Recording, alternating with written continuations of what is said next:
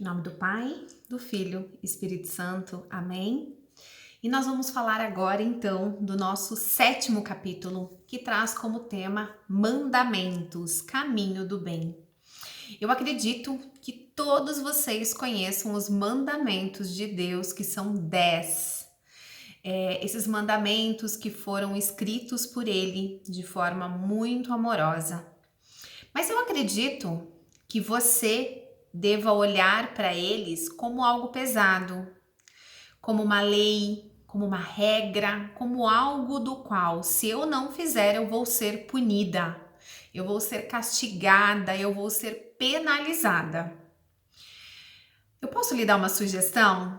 Que tal a gente olhar para esses mandamentos sem medo? Olhar para eles com amor. Imagine que Deus escreveu uma carta para você e nele ele colocou alguns conselhos que ele adoraria que você seguisse. Assim como seus pais, eles aconselham você para que você siga o caminho do bem, assim Deus faz conosco. Então esses mandamentos, embora pareçam realmente pesados, rígidos, na verdade eles vêm de forma muito amorosa. Eles vêm dizendo para nós que se a gente conseguir colocar todos em prática, nós estaremos no caminho do bem. Essa proposta, do caminho do bem. E quando você se coloca nesse caminho do bem, coisas boas acontecem, os seus desejos, os seus propósitos, os seus objetivos acontecem, a sua casa vai estar cheia de amor, os seus amigos serão amigos do bem, porque você está no caminho do bem, e você vai conseguir atingir tudo aquilo que você deseja. Então, se a gente parar e olhar para isso, vai ser mais leve. Se eu olho com medo de errar, com medo de dizer o nome de Deus em vão, eu vou ser castigada. Então é óbvio que eu faço isso com muito mais peso e não percebo o amor de Deus nessa atitude linda, tá?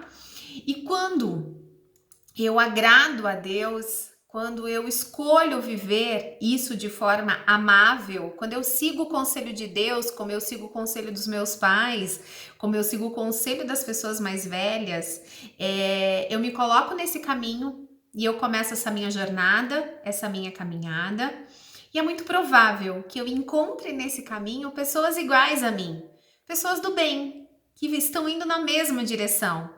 Então eu vou ter amigos do bem, amigos da igreja, pessoas felizes, colegas, adolescentes colegas que vão gostar das mesmas coisas que eu, que não vão me levar para o caminho do mal e que não vai deixar a minha vida pesada, triste, sofrida. Então eu passo a ter uma vida muito mais abençoada, porque eu estou nesse caminho de Deus. E então eu encontro pessoas de Deus na minha vida que me ajudam, diante disso, a ter uma vida muito melhor. E agora, eu convido vocês a fazerem a leitura comigo, que está no livro de Êxodo, capítulo 34, versículo de 1 a 9. Eu vou fazer a leitura para nós, tá? O Senhor disse a Moisés: talha 2 tábuas de pedra semelhantes às primeiras. Escreverei nelas as palavras que se encontrarão nas primeiras tábuas que quebrastes. Estejas pronto pela manhã para subir ao monte Sinai. Tu te apresentarás diante de mim no cume do monte. Ninguém subirá contigo, nem apareça em parte alguma do monte. Não haja nem mesmo ovelhas ou bois pastando em seus flancos. Moisés talhou, pois, 2 tábuas de pedra semelhantes às primeiras, e no dia seguinte, pela manhã, subiu ao monte Sinai, como o Senhor lhe havia ordenado, segurando nas mãos as 2 tábuas de pedra.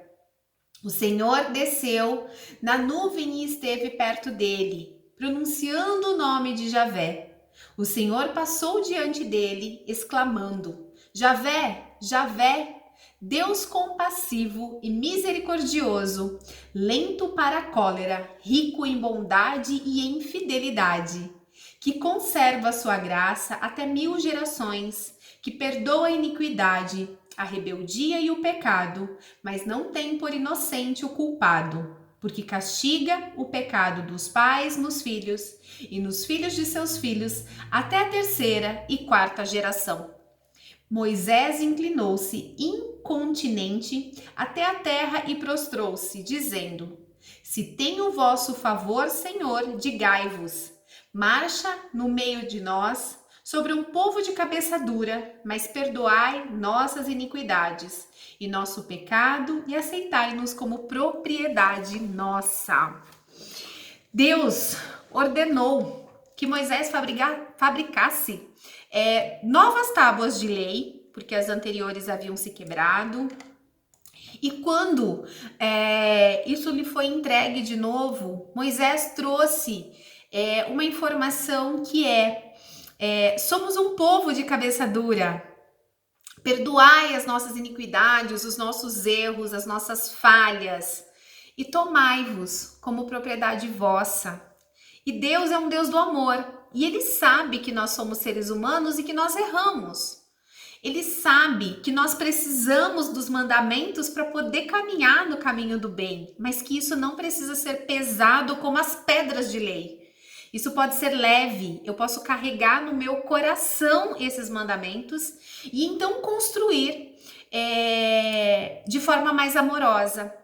Então, quando eu compreendo que nós somos seres humanos, que nós erramos e nós temos o direito de errar, a gente não pode persistir no erro e, tão longe disso, planejar coisas ruins, né? Pensar de forma ruim, mas às vezes nós cometemos erros e tudo bem. Então, nós devemos corrigir com humildade, com compaixão e, diante disso, me tornar alguém melhor. Deus é o Deus do amor. Deus não quer que eu, Fabiana, seja melhor do que você. Deus quer que eu, Fabiana, seja melhor do que eu fui ontem. Se eu cometi algum erro no dia de ontem, eu devo melhorar. Eu devo, com humildade, com compaixão, me desculpar e me tornar melhor e não errar mais diante daquilo, ou com aquela pessoa, ou naquela situação. E quando eu percebo que eu posso ser melhor do que eu mesma, que eu posso transformar a mim, então eu cresço espiritualmente, eu cresço de forma humana, e então eu começo a carregar esses mandamentos amorosos de Deus no meu coração, não como pedras que são pesadas. Lembre-se, os mandamentos não precisam ser pesados. Ela é uma carta de amor, são conselhos de Deus me dizendo qual é o caminho de luz que eu devo andar.